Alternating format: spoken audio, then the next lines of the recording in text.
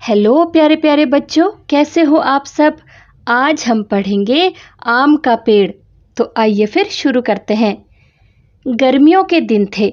गर्मियों के दिन सबको पता है ना, जब बहुत ज़्यादा गर्मी होती है। सौरभ के चाचा जी ने अपने बगीचे के एक टोकरी आम भेजे। तो बच्चों इधर देखिए, ये है सौरभ। ठीक है, एक बच्चा है जिसका नाम है सौरभ, और उसके चाचा जी ने वो कहीं और रहते हैं। उनके पास आम का बगीचा है। बगीचा सबको पता है ना, एक गार्डन जिसमें बहुत ढेर सारे आम के पेड़ लगे होते हैं। ठीक है, तो उनके पास एक बगीचा है जहाँ पर बहुत सारे आम के पेड़ हैं, और वहीं से उन्होंने सौरभ के लिए ढेर सारे आम भेजे हैं टोकरी में रख के। ठीक है, इधर देखो, ये है टोकरी।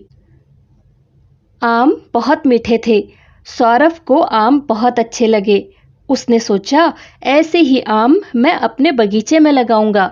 देखो, ये सौरभ बैठ करके आम खा रहा है ना, तो आम का जो स्वाद था ना, वो बहुत अच्छा था, वो बहुत मीठे थे। और उसको एक आइडिया आया कि ऐसे ही मैं भी अपने बगीचे में आम का पेड़ लगाऊंगा, और फिर अपने ही पेड़ में से हम आम तोड़ के खाएंगे।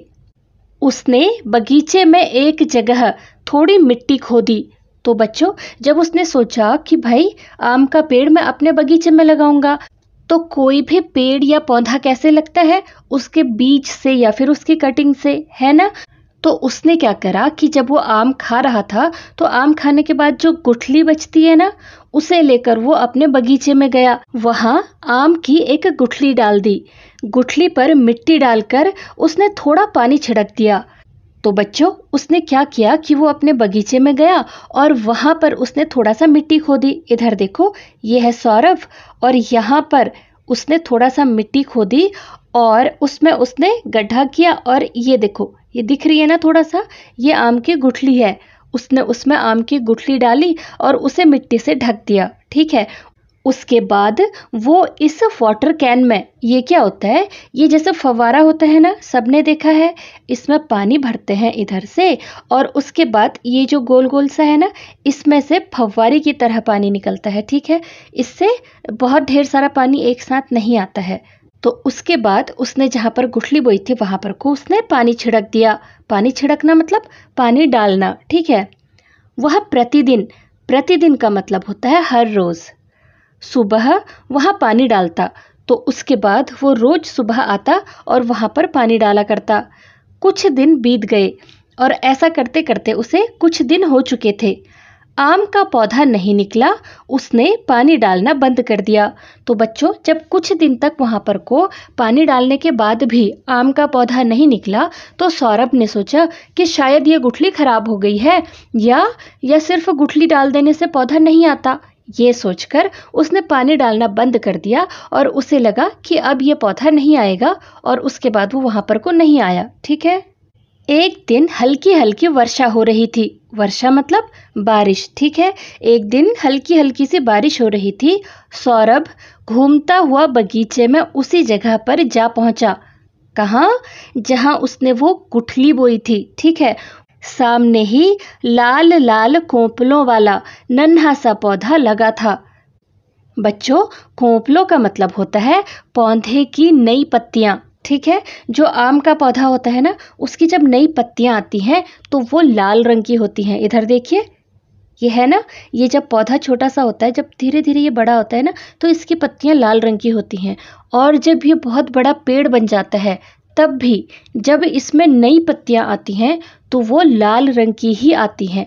तब वो थोड़ा और बड़ी होती जाती हैं और हरे रंग की होती हैं। ठीक है, तो जब उसने देखा कि सामने ही, घूमते घूमते जब वो वहां पर पहुंचा, तो उसने देखा उसके सामने वही लाल लाल कोपलों वाला एक छोटा सा पौधा लगा हुआ था। इधर देखिए, ये है सौरभ का घर। और जब वो घूमते घूमते यहाँ पहुंचा, तो उसने देखा कि अरे वाह, पौधा निकल आया है। पौधा देखते ही सौरभ प्रसन्न हो उठा। पौधा निकल आया, पौधा निकल आया, कहते कहते वह अंदर भागा। अपनी छोटी बहन प्रिया का हाथ पकड़कर उसे बगीचे में ले आया। पौधा देखकर प्रिया भी खुशी से उछल पड़ी। इधर देखिए, जब सौरभ ने देखा कि उसकी लगाई हुई गुठली में पौधा निकल आया है, तो वो बहुत खुश हुआ। वो भागकर घर में गया और अपनी छोटी बहन प्रिया का हाथ पकड़ कर लाया कि देखो यहाँ पर को पौधा निकल आया है। और जब प्रिया ने देखा ना तो वो भी खुशी से उछल पड़ी। देखो दोनों ही कितने खुश हैं, है ना। सौरभ बोला, यह पौधा मैंने लगाया है, यह आम का पौधा है, इसमें खूब मीठे आम लगेंगे। दोनों भागे भागे पिताजी के पास गए। तो बच्चों, सौरभ ने अपनी बहन प्रिया को बताया कि ये जो पौधा है ये मैंने ही लगाया था, ये आम का पौधा है और इसमें खूब ढेर सारे मीठे मीठे आम लगेंगे। तब दोनों ही बहुत खुश हुए और पिताजी के पास गए उन्हें बताने के लिए। ठीक है। पिताजी बोले, क्या बात है, आज तुम दोनों बहुत प्रसन्न हो। प्रसन्न का मतलब खुश। ठीक है। तो पिताजी ने जब देखा कि ये दोनों बहुत खुश होकर आ रहे हैं तो उन्होंने पूछा कि भाई क्या बात है, आज तुम दोनों बहुत खुश दिखाई दे रहे हो।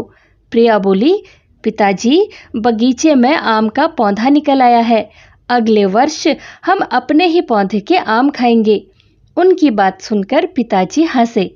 तो बच्चों, जब प्रिया ने बहुत खुश होते हुए अपने पिताजी को बताया कि हमारे बगीचे में आम का पौधा निकल आया है और अगले वर्ष यानी अगले साल, वर्ष का मतलब होता है साल, ठीक है, तो वो कहती है कि अगले साल हम अपने ही पौधे के आम खाएंगे। अभी तो चाचा जी भेजते हैं तब हम मज़े से खाते हैं, लेकिन अगले साल हमारे पौधे में भी ढेर सारे आम आएंगे, हम उन्हें खाएंगे। और उनकी बातों को सुनकर के पिताजी हंसने लगते हैं। वे प्यार से बोले, कौन? पिताजी। पिताजी प्रिया और सौरभ से बड़े ही प्यार से बोले, छोटे से पौधे को बड़ा होने में बहुत समय लगेगा, 4-5 वर्ष में यह बड़ा पेड़ बन जाएगा, इसका तना मोटा होगा, बड़ी बड़ी शाखाएं होंगी, तब इसमें आम लगेंगे। तो बच्चों, उन दोनों की बात सुनकर पिताजी भी उस जगह पहुंचते हैं जहां पर पौधा लगा होता है। ठीक है। उसके बाद वो दोनों को समझाते हैं कि अभी ये पौधा बहुत छोटा है, जब 4-5 वर्ष, वर्ष का मतलब बताया था ना, साल होता है, तो वो कहते हैं कि 4-5 साल में जब ये बड़ा पेड़ बनेगा, इसका तना मोटा होगा। तना मतलब सबको पता है ना।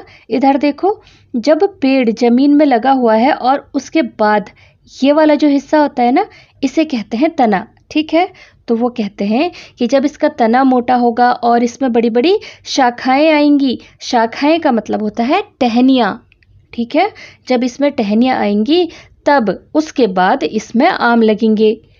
यह सुनकर प्रिया थोड़ा उदास हो गई।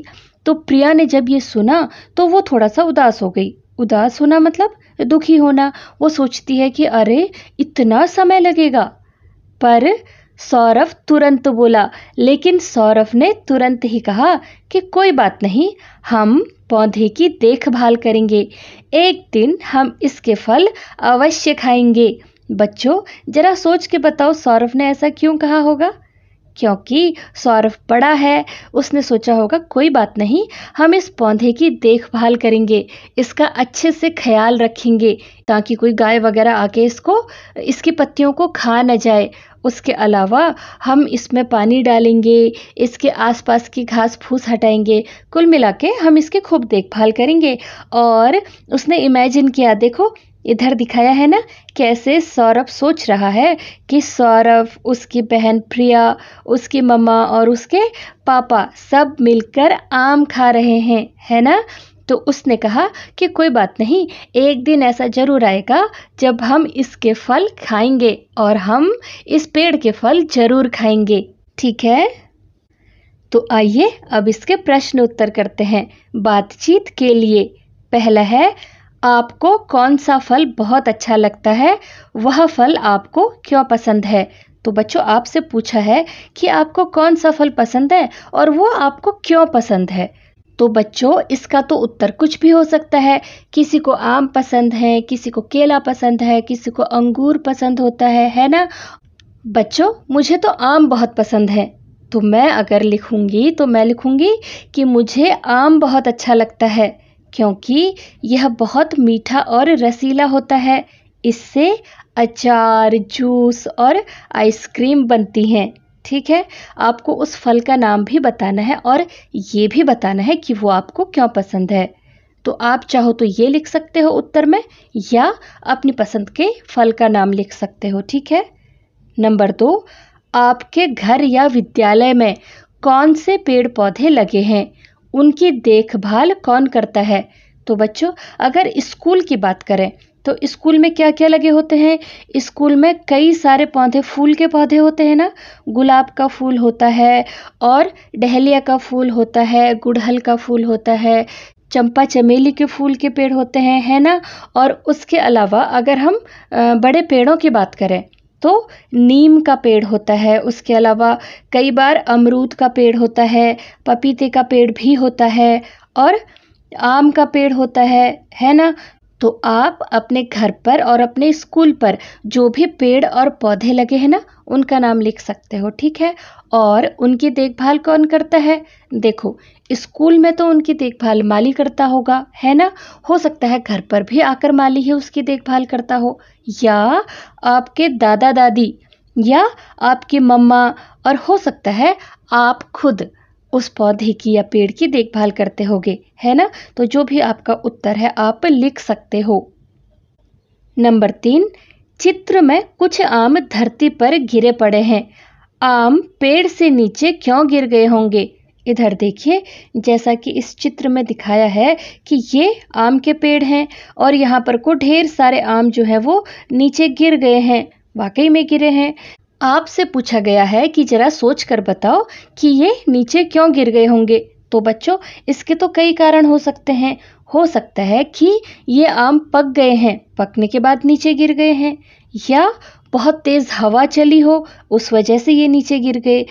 ये भी हो सकता है कि पके आमों को इकट्ठा करने के लिए या तोड़ने के लिए ये जो यहाँ पर अंकल बैठे हैं ना, इन्होंने पेड़ की डाली को जोर से हिलाया हो, तब भी आम नीचे गिर सकते हैं। कारण कुछ भी हो सकता है, ठीक है। तो हमारा उत्तर हो सकता है कि पकने के कारण या तेज हवा के कारण आम नीचे गिर गए होंगे, ठीक है। नंबर 4, चित्र में दिखाए गए बच्चे और व्यक्ति आमों का क्या करेंगे। तो बच्चों, हमसे पूछा गया है कि चित्र में दिखाए गए जो बच्चे हैं और ये जो व्यक्ति है ना, ये इस आम का, जो ये आम इकट्ठा कर रहे हैं, इनका क्या करेंगे। तो कुछ भी कर सकते हैं। हो सकता है वो उन्हें घर ले जाकर उसका जूस निकालें, हो सकता है उसको मज़े से खाएं, हो सकता है कि वो कुछ तो खाएंगे और उसके अलावा बाकी को बेच देंगे, है ना। और ये भी हो सकता है कि वो आइसक्रीम वगैरह बनाएं। तो इसका आंसर अलग अलग हो सकता है। तो अगर आप चाहें तो आपका उत्तर हो सकता है कि चित्र में दिखाए गए बच्चे और व्यक्ति आमों से जूस बनाएंगे, या मिलकर खाएंगे, या कुछ खाएंगे और कुछ बेचेंगे, ठीक है। सोचिए और लिखिए। पहला है, सौरभ के चाचा जी ने सौरभ को किस मौसम में आम भेजे। तो बच्चों, ये तो हमें अच्छे से पता है ना, किस मौसम में भेजे थे। गर्मी के मौसम में। आपका उत्तर होगा सौरभ के चाचा जी ने सौरभ को गर्मी के मौसम में आम भेजे। अगला, आम खाकर सौरभ के मन में क्या विचार आया। क्या विचार आया था। उसने सोचा था कि ऐसे ही आम का पेड़ वो अपने बगीचे में लगाएगा, है ना। तो आपका उत्तर होगा, आम खाकर सौरभ के मन में विचार आया कि ऐसे ही आम वह अपने बगीचे में लगाएगा, ठीक है। अगला है, सौरभ ने पानी डालना क्यों बंद कर दिया। क्या उसे ऐसा करना चाहिए था। तो बच्चों, जरा सोच कर बताओ कि उसने पानी डालना क्यों बंद किया था। याद है ना, जब वो कुछ दिन तक हर रोज़ उसमें पानी डाल रहा था लेकिन पौधा नहीं आ रहा था, तो उसने सोचा कि शायद गुठली ही खराब है और पौधा तो आ ही नहीं रहा, तो उसने पानी डालना बंद किया। तो क्या उसको ऐसा करना चाहिए था। नहीं, बिल्कुल नहीं। उसने थोड़ा और इंतज़ार करना चाहिए था, है ना। उसने धीरज से काम लेना चाहिए था कि मैं पानी डालता रहता हूँ, ज़रूर कुछ दिनों में पौधा आ जाएगा। तो आपका उत्तर हो सकता है कि कई दिनों तक पानी डालने पर भी आम का पौधा नहीं निकला, तो सौरभ ने पानी डालना बंद कर दिया। उसे ऐसा नहीं करना चाहिए था, बल्कि कुछ दिन और इंतज़ार करना चाहिए था, ठीक है। अगला है, सौरभ और उसकी बहन क्यों प्रसन्न थे। बच्चों, प्रसन्न मतलब खुश होना, ठीक है। तो आपको याद है ना, जब उन दोनों ने वो पौधा देखा था तो बहुत खुश हुए थे। उन्होंने कहा कि अगले साल से, अगले वर्ष से अब हम अपने ही पौधे के फल खाएंगे, याद है ना? तो हमारा उत्तर होगा कि आम के पौधे को देखकर दोनों बहुत प्रसन्न थे। ठीक है। अगला है, पिताजी ने आम के पौधे के बारे में सौरभ और उसकी बहन को कौन सी बात बताई? बच्चों याद है ना, पिताजी ने कहा था कि ये पौधा तो अभी बहुत छोटा है, जब ये बड़ा होगा इसमें शाखाएं आएंगी। शाखाएं मतलब टहनियाँ, ठीक है, और उसके बाद इसमें फल लगेंगे और इस सब में कम से कम 4-5 साल लग जाएंगे, यही कहा था ना? तो आपका उत्तर होगा, पिताजी ने बताया कि आम के पौधे को बड़ा होने में 4-5 वर्ष लगेंगे।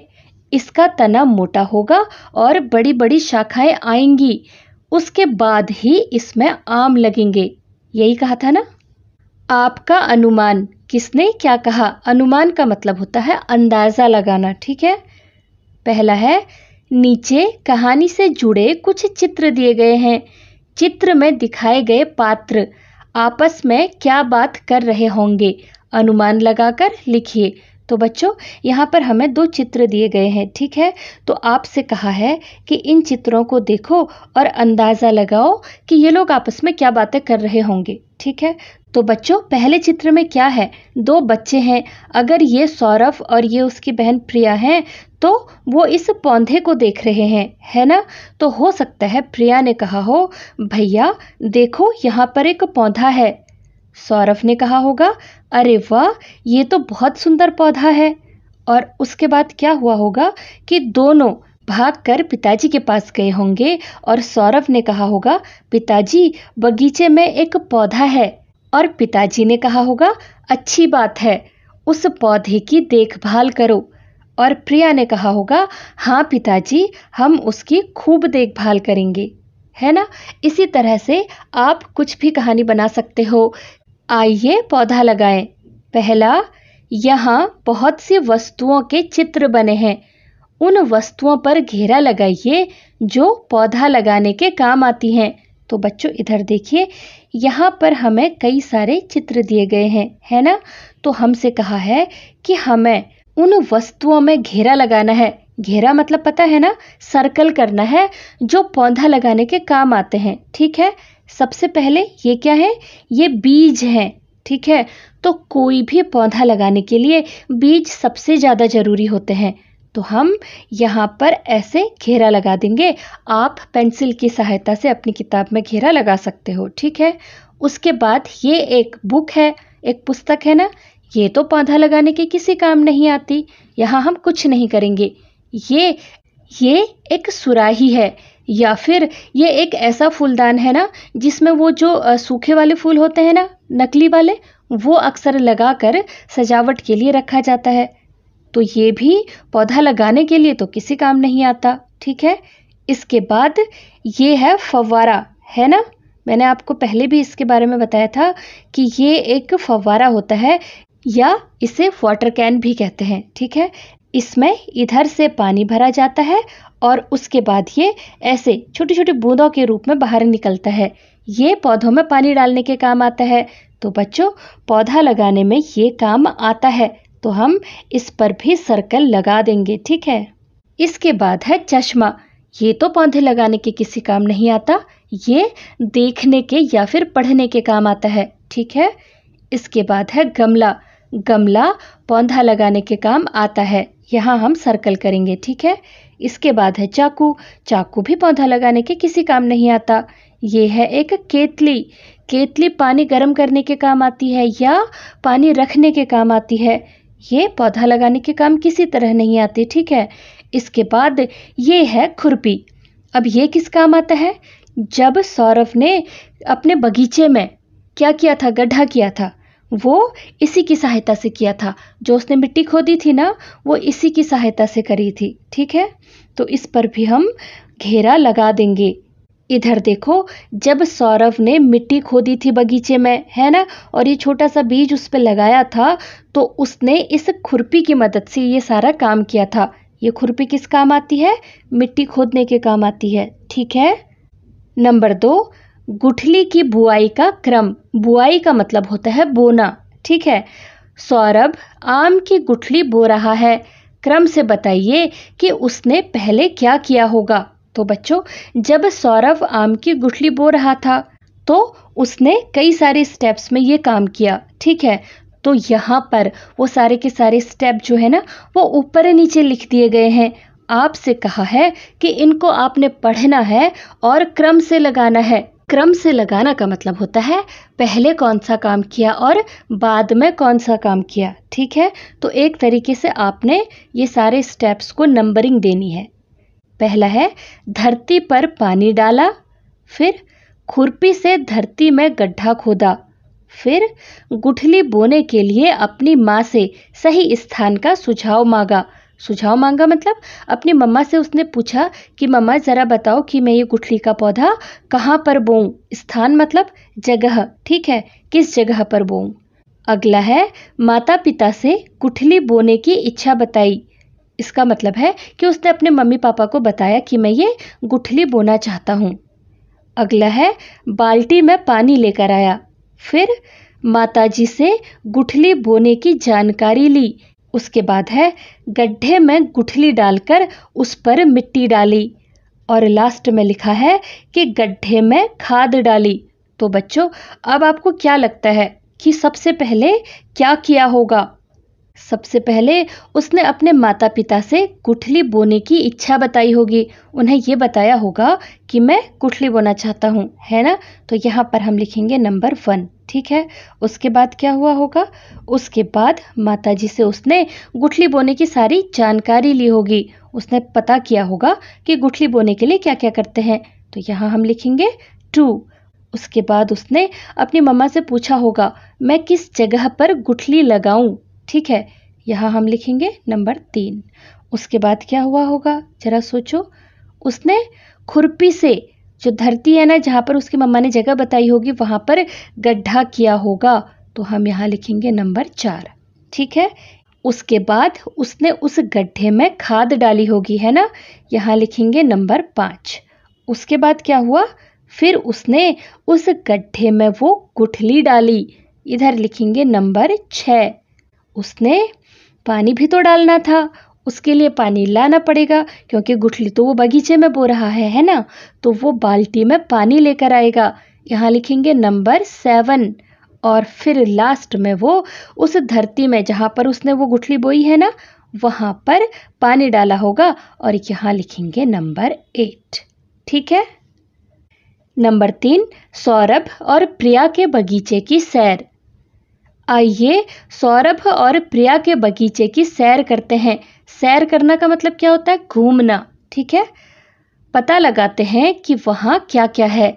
चित्र देखकर पेड़ों को पहचानिए और उनके नाम लिखिए। तो बच्चों, ये जो पहला चित्र है ना, दूर से देखने में तो ये आम का पेड़ लगता है, लेकिन ये आम का पेड़ नहीं है, ये नीम का पेड़ है, ठीक है। ये केले का पेड़ है, इसके नीचे लिखेंगे केला। ये जामुन का पेड़ है, ये अमरूद का पेड़ है और ये कटहल का पेड़ है। तो साथ में हम नाम भी लिखते जाएंगे, ठीक है। अगला प्रश्न है सौरभ और प्रिया ने फल, साग और अनार के नामों की सूची बनाई है। आइए सही टोकरी में सही वस्तु रखते हैं। तो बच्चों, इधर कई सारे फल, सब्जियों और अनाज के नाम दिए हैं और यहाँ पर 3 टोकरी रखी हुई है। देखो, पहली है फल की टोकरी, दूसरी अनाज की टोकरी और तीसरी क्या है? सब्जी की टोकरी, है ना। तो हमें इसमें से बारी बारी फलों को फल की टोकरी में पहुंचाना है, अनाज को अनाज की और सब्जी को सब्जी की टोकरी में, ठीक है। पहला है आम, आम जाएगा फल की टोकरी में। फिर करेला सब्जी की टोकरी में, गेहूं अनाज की टोकरी में, सेब फल की टोकरी, ककड़ी सब्जी की टोकरी, आलू, आलू भी एक सब्जी है, बाजरा, बच्चों बाजरा एक अनाज है, ठीक है, ये जाएगा अनाज की टोकरी में। मूली सब्जी है, पपीता फल है, लौकी ये भी सब्जी है, चावल ये अनाज है, लीची, लीची जाएगी फल की टोकरी में, केला फल की टोकरी में, बैंगन ये एक सब्जी है, गाजर सब्जी है, अनार ये एक फल है, मकई ये एक अनाज है और पालक ये भी एक सब्जी है। ठीक है। नंबर 5, मेरे विद्यालय में पेड़ पौधे। पहला, आपके विद्यालय में कौन कौन से पेड़ पौधे लगे हैं, पता लगाइए और उनकी सूची बनाइए। तो आप इधर पेड़ों के नाम लिख सकते हो और इधर पौधों के नाम लिख सकते हो। तो पेड़ आपके स्कूल में क्या क्या है, ये भी उत्तर सबका अलग अलग हो सकता है। ठीक है। तो आम का पेड़ हो सकता है, अमरूद का पेड़ हो सकता है। उसके अलावा बच्चों एक मोरपंख होता है, देखो ऐसा, इसका पेड़ भी आपके स्कूल में हो सकता है और अगर छोटा सा है तो वो पौधा हो सकता है। ठीक है। इसके अलावा बरगद का पेड़ हो सकता है, जामुन का पेड़ हो सकता है, नीम का पेड़ हो सकता है, आप कुछ भी लिख सकते हो। ठीक है। और पौधे में आप लिख सकते हो गुलाब का पौधा, है ना। इसके अलावा गुड़हल, गुलदावरी, गेंदा और बाकी जो भी आपके स्कूल में पौधे लगे हैं ना, वो आप यहाँ पर लिख सकते हो। ठीक है। अगला प्रश्न है, विद्यालय के पेड़ पौधों की देखभाल के लिए आप और आपके सहपाठी क्या योगदान देते हैं, लिखिए। बच्चों, योगदान देने का मतलब होता है क्या सहायता करना, यानी आप अपनी तरफ से क्या करते हो। ठीक है। हो सकता है कि आप पौधों को पानी देते हो, ये हो सकता है कि आप बाकी बच्चों को उन पौधों को तोड़ने से रोकते हो, ये भी तो देखभाल करना है ना। या उसके आसपास जो है वो सफाई करते रहते होगे कि वहाँ पर कुछ झाड़ वगैरह हो गया है तो उसे उखाड़ करके या वहाँ के सूखे पत्ते हटा के, ऐसा भी हो सकता है। और उसके अलावा जो सूखी टहनियाँ या पत्ते हैं उनको साइड कर देते होगे, जो भी है आप इधर लिख सकते हो। ठीक है। इसमें कुछ भी आ सकता है, पौधों को पानी देकर, नए पौधे लगाकर, उनकी देखभाल करके, पौधों के आसपास सफाई करना, खाद डालना, कटाई छटाई करना, कुछ भी लिख सकते हो। ठीक है। भाषा की बात। पहला, कहानी के अनुसार विशेषता लिखिए। तो बच्चों, विशेषता मतलब जिसमें जो विशेष होता है, यानी जिसमें जो खास होता है। जैसे हमें दिया गया है मीठे आम, आम की विशेषता क्या है कि वो मीठे होते हैं। ठीक है। पौधा, पौधे की विशेषता नन्हा, पौधे जो होते हैं वो नन्हे होते हैं यानी छोटे होते हैं। आपको बताया था ना, जो बहुत बड़े होते हैं उनको पेड़ कहते हैं। तो पौधे की विशेषता है नन्हा। बहन, तो आपकी बहन की विशेषता यहाँ पर क्या हो सकती है, वो छोटी बहन हो सकती है, बड़ी बहन हो सकती है, वो नटखट हो सकती है या वो शरारती हो सकती है। ठीक है। तो आप यहाँ कुछ भी लिख सकते हो। शाखाएं, शाखाएं मतलब टहनियाँ। ठीक है। तो जो शाखाएं हैं ना, वो कई बार बहुत कच्ची होती हैं, तो आप नाजुक होती हैं, यहाँ पर कच्ची भी लिख सकते हो, छोटी टहनी या बड़ी टहनी। तो शाखाएं इसके आगे आप लिख सकते हो छोटी, बड़ी या नाजुक, कोमल जिसे कहते हैं। ठीक है। उसके बाद है तना, जो पेड़ का तना होता है वो बहुत मजबूत होता है, बहुत बड़ा भी होता है, बड़ा मीन्स मोटा, मोटाई में। ठीक है। और पतला भी हो सकता है। ठीक है। इसके बाद है कोपलें। कोपलें क्या बताया था मैंने, जो पौधे की जो नई नई पत्तियां होती हैं ना, उन्हें कोपलें कहते हैं, बताया था ना। तो कोपलें क्या होती हैं, लाल लाल होती हैं। तो आप यहाँ पर लाल लाल भी लिख सकते हो या नाजुक भी लिख सकते हो। जो नई पत्तियां होती हैं ना, वो बहुत मुलायम होती हैं। ठीक है। नंबर 2, कौन सा पौधा लगाएंगे। आप अपने बगीचे या गमले में कौन सा पौधा लगाना चाहेंगे। तो बच्चों, यहाँ पर भी उत्तर अलग अलग हो सकता है। ठीक है। हो सकता है आप आम का पौधा लगाना चाह रहे हो, अमरूद का या नीम का, कुछ भी हो सकता है ना, कोई से भी फल का हो सकता है। और अगर आप गमले में लगा रहे हो तो कोई से भी फूल का पौधा आप लगाना चाहोगे। ठीक है। इधर लिखा है मैं अपने बगीचे या गमले में, इधर आपने पौधे का नाम लिखना है, का पौधा लगाना चाहूँगा या चाहूँगी, और फिर आपने उसका कारण भी बताना है। तो अगर आप अपने बगीचे में लगा रहे हो तो आप लिख सकते हो कि मैं अपने बगीचे में अमरूद का पौधा लगाना चाहूँगा, क्योंकि ये आसानी से उगता है, अमरूद बहुत स्वादिष्ट होते हैं और ये साल में 2 बार फल देता है। ठीक है। और अगर आप अपने गमले में बो रहे हो तो आप लिख सकते हो मैं अपने गमले में गुलाब का पौधा लगाना चाहूँगा क्योंकि उसमें सुंदर सुंदर फूल आएंगे। ठीक है।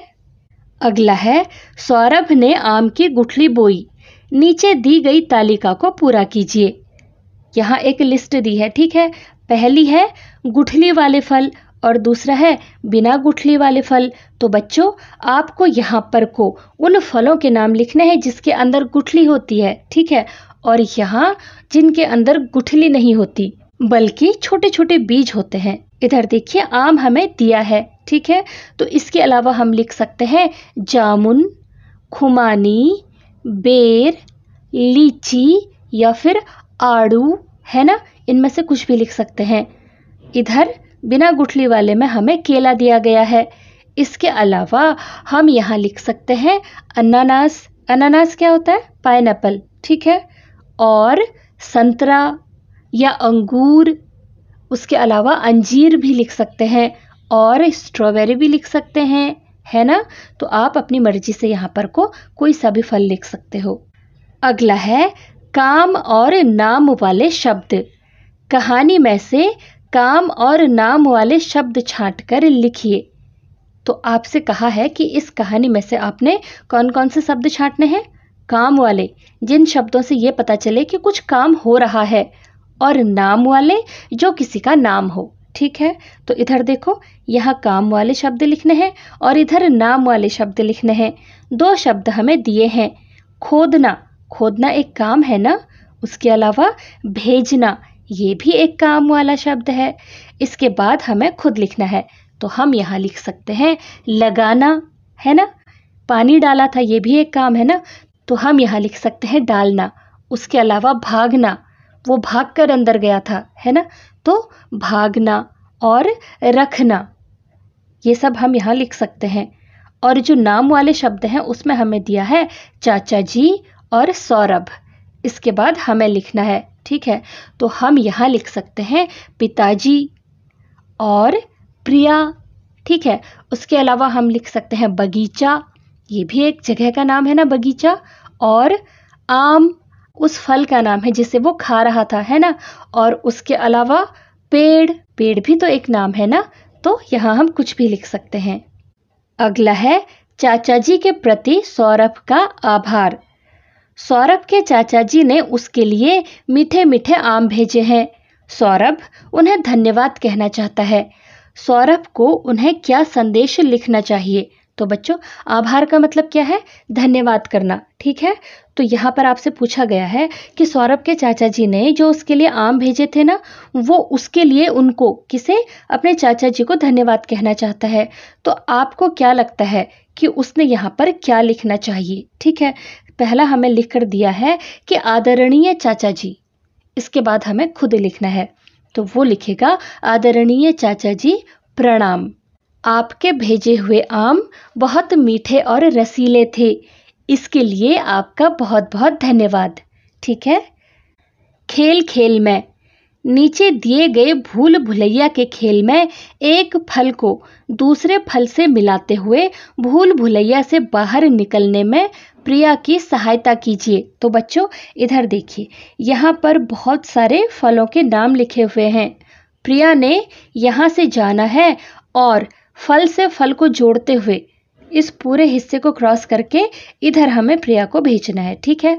तो सबसे पहले सेब, सेब के बाद तरबूज, फिर आम, पपीता, खरबूज, ये सब फल है ना। अनार, अनार के बाद इधर तो कद्दू है, कद्दू तो सब्जी होती है। फिर आलू बुखारा, ये क्या है? ये प्लम होता है। ठीक है। इसके बाद अदरक, ये तो सब्जी है, तो हम जाएंगे अनानास में। उसके बाद अंगूर, और इस तरह से प्रिया बाहर आ जाएगी। ठीक है। कला की कलाकारियाँ। पहला है नीचे दिया गया पेड़ का चित्र हाथ की छाप और उंगलियों की सहायता से बनाया गया है। आप भी अपने हाथ की छाप और उंगलियों की सहायता से ऐसा एक पेड़ बनाने का प्रयास कीजिए। तो बच्चों, इधर देखो, ये जो पेड़ बनाया है ना, ये कैसे बना है? ये एक बच्चे का हाथ है और ये जो छोटी छोटी सी पत्तियां बनी है ना, ये उसने अपनी उंगलियों को कलर में डिप किया है और यहाँ पर को उसने अलग अलग कलर से यहाँ पर इम्प्रेशन छोड़ा है, यानी छाप लगाई है। तो आपने इस खाली जगह में अपने हाथ से एक पेड़ बनाने का प्रयास करना है। ये आप अपने वाटर कलर की हेल्प से कर सकते हो, ठीक है। खोजें जाने। पहला, आम के प्रकार। आपने आम के विभिन्न प्रकार के नाम सुने होंगे, जैसे दशहरी, सिंदूरी, चौसा आदि। घर के बड़ों से पूछकर कुछ और नाम पता करके लिखिए। तो बच्चों, जो आम है ना, वो अलग अलग प्रकार के होते हैं, कई तरह के होते हैं। हर एक की खुशबू अलग अलग होती है, उनका आकार अलग अलग होता है, उनका रंग भी अलग अलग होता है, ठीक है। अब आपसे कहा है कि जो आपके घर पे बड़े हैं, दादा दादी या फिर मम्मा पापा, इनसे आपने पूछना है और कुछ और आम के नामों के बारे में पता करना है, ठीक है, और उन्हें इस खाली जगह पर लिखना है। तो बच्चों, कुछ के नाम मैं आपको बताती हूँ। तोतापुरी, केसर, लंगड़ा, एक होता है फजली, ठीक है। इसके अलावा बम्बई और अल्फांसो और हापुस, ये भी एक नाम है। एक होता है बीजू, ठीक है, आम्रपाली और वनराज, ये तो होते ही हैं। इसके अलावा और भी बहुत से नाम होते हैं, ठीक है। बूझो तो जाने। तो बच्चों, यहाँ पर आपसे पहेली पूछी गई है। पहला है, लाल लाल डिबिया के अंदर छोटे छोटे पीले खाने, इन खानों के भीतर हैं सफ़ेद लाल मोती के दाने। तो आपसे कहा है कि एक लाल लाल रंग की डिबिया है, डिबिया मतलब डब्बा छोटा सा, ठीक है, और उसके अंदर क्या है, छोटे छोटे पीले रंग के खाने बने हैं। खाने का मतलब होता है अलग अलग हिस्सा। इन खानों के अंदर, और इसके भी भीतर, भीतर का मतलब अंदर होता है, ठीक है। और इन खानों, ये जो अलग अलग आकार बने हैं, इनके अंदर क्या है, सफ़ेद लाल मोती के दाने।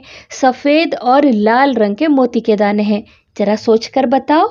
तो बच्चों, ये होता है अनार। इधर देखिए, ये बाहर से लाल रंग का है ना। इसके अंदर ये पीले रंग का खाना बना हुआ है, पीले रंग के खाने बने हैं ना। और इसके अंदर लाल और सफ़ेद रंग के ये जो दाने हैं ना, ये क्या है, अनार के दाने हैं। ये सफ़ेद भी होते हैं और लाल भी होते हैं। सफ़ेद कब होते हैं, जब ये थोड़ा कच्चा होता है, ठीक है, और जो पूरा पका हुआ अनार होता है ना, वो बिल्कुल लाल होता है, ठीक है। दूसरा है, ऊपर से तो है हरा, अंदर से है लाल, उतना मीठा रस भरा, जितनी मोटी खाल। तो आपसे कहा है कि ऊपर से तो ये हरा है, यानी बाहर की तरफ से तो ये हरा है, और अंदर से कैसा है, लाल रंग का है, और ये उतना ही मीठा और रस भरा होता है जितनी इसकी जो खाल है, खाल मतलब बाहर का हिस्सा, वो मोटा है। यानी उसकी जो बाहर की खाल है वो बहुत मोटी है, लेकिन अंदर से ये बहुत मीठा होता है और रस से भरा हुआ होता है। सबको समझ आ गया ना। ये है तरबूज। इधर देखो, ये बाहर से हरा होता है और अंदर से कैसा है, मीठा और रसीला होता है ना, और इसकी खाल बहुत मोटी होती है। तो ये है तरबूज। तो बच्चों, इस तरह हमारा ये चैप्टर यहीं पर ख़त्म होता है। और अगर ये आपके किसी भी काम आया ना, तो इस वीडियो को लाइक करना मत भूलना। तो मिलते हैं अगली वीडियो में। Till then, take care and bye.